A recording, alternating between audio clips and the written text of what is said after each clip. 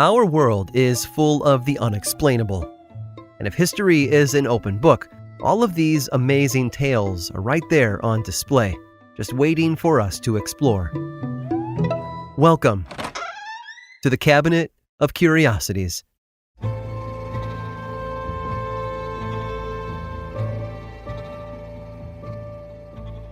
Its legacy is as American as baseball and apple pie.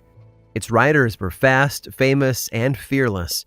It has been the subject of over a dozen films and television shows, and it became the foundation of one of the largest banks in the world. When it came to speed and reliability in the 1860s, you couldn't beat the Pony Express. As California began to boom from the gold rush, business owners and settlers needed a faster way to communicate with folks farther east. At the time, letters and packages took roughly 25 days to travel by stagecoach, even longer if going by ship. The Pony Express more than halved that time, with an average delivery window of about 10 days. Not everyone used the Pony Express, though. It was really expensive for the average person to send a letter. At $5 per half ounce of mail, the service was primarily used as a delivery method for newspapers, business correspondence, and government bulletins. Gold Rush hopefuls just couldn't afford the speedy service. And speedy it was. 10 days may have been the average time it took to deliver a letter, but it certainly wasn't the fastest. That record belonged to Robert Haslam. He earned the nickname Pony Bob for a very good reason. He was responsible for the fastest delivery in Pony Express history. Bob had come to the United States from England as a teenager, just as the Pony Express was getting up and running. He'd gotten his start by building depot stations, but was soon given a route of his own from Lake Tahoe to Buckland Station, a 75-mile stretch of Nevada territory, all his own. In May of 1860, with his deliveries in tow, Bob traveled on horseback from San Francisco to Buckland Station, where he got a taste of a growing war. Not the Civil War, mind you, but one that must have seemed equally as terrifying. The Pyramid Lake Indian War had found its way to Buckland Station in a bad way. The relief rider who was supposed to carry Bob's mail east to Smith's Creek was too scared to ride due to the growing Native American threat.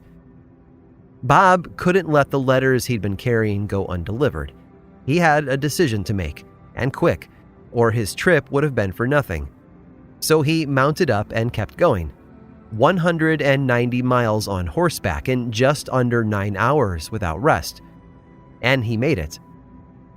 Bob slept all night before traveling back to Buckland Station the next day. Once he reached the depot at Cold Springs, he noticed the war had finally arrived. The station keeper had been killed, and everything inside had been taken. There was no time to stop. The longer he lingered, the more danger he was putting himself in, so he just kept going. 380 miles later, Pony Bob had done it. He'd completed the longest round trip on record for the Pony Express in less than 2 days. Bob Haslam rode for the Pony Express for months following his record-breaking journey, but the most important ride of his life was still yet to come. In April of 1861, a very special delivery had to get from Fort Kearny in the Nebraska Territory all the way to Placerville, California. If it didn't make it, the fate of the entire country might be at risk, and only one rider was fit to carry such precious cargo: Pony Bob himself. He picked up the bundle, tucked it into his saddlebag, and rode for 120 miles. His route took him through Paiute Indian Territory, and as he traveled, he encountered a handful of braves who didn't take kindly to him trespassing on their land.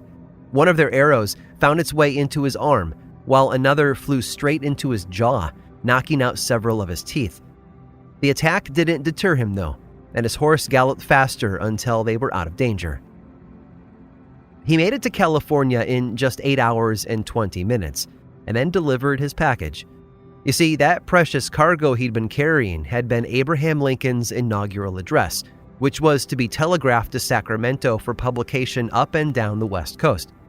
And if Bob hadn't made it in time, California might have chosen to side with the Confederacy at the start of the Civil War. What's most interesting about the Pony Express isn't the roster of riders like Pony Bob Haslam or Buffalo Bill Cody, nor the blistering speed with which mail was delivered across the country. It wasn't even the dangerous conditions its riders faced, like mounting threats from the Native Americans or the harsh weather. No, it's that this company, which has such an enduring legacy as an icon of American industry, only lasted for 18 months.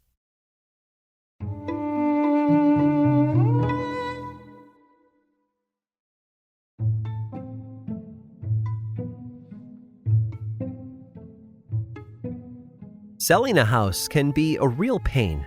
Between fixing it up and staging everything just right, hooking a potential buyer takes a delicate mixture of truth with a little bit of fiction. Sometimes the seller needs to drum up interest by any means necessary. But not Helen Ackley. She didn't have this problem. Her house had been the talk of the town for quite some time. Helen moved into her home in Nyack, New York in the late 1960s. She'd been warned of what awaited her, that the home came with 3 other tenants who showed no signs of wanting to move out anytime soon. She, her husband, and their 4 children, George, Kara, William, and Cynthia, didn't have a problem with that though, and they lived there for years, getting along just fine with their de facto roommates.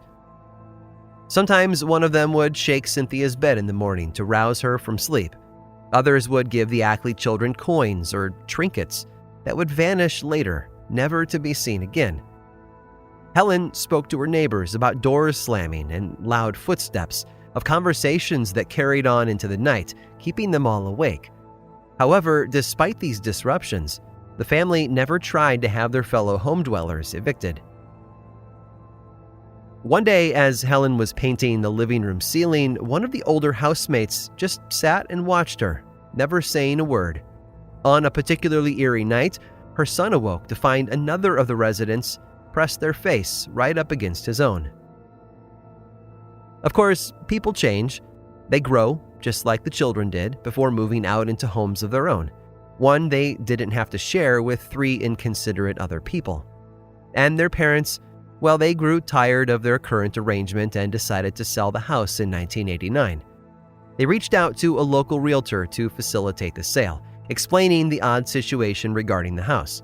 People from all over heard about the Ackleys and the people who lived with them. Everyone knew what buying that home meant for their dreams of peace and quiet. Well, everyone except Jeffrey Stambovsky. Jeffrey toured the home, quickly deciding it would be a good fit. He made a down payment and went into contract on the house, completely unaware of the 3 other tenants living inside. Neither Helen nor the realtor told him about them. By the time he learned about their presence, it was too late. He tried to rescind the contract and ended up losing his down payment. As a result, Mr. Strambovsky filed a lawsuit against Helen Ackley for fraud. In fact, the case went all the way to the New York Supreme Court. That's because this wasn't just any fraud case, and the other tenants weren't your average renters. Mr. Strambovsky alleged that Helen Ackley neglected to disclose the presence of poltergeists in her home, which would have lowered its value. They were Sir George and his wife, Lady Margaret, who had lived in Nyack in the 1700s, as well as a Navy lieutenant who served during the American Revolution. They were not the malevolent ghosts of films and television, but Mr. Strambovsky didn't care.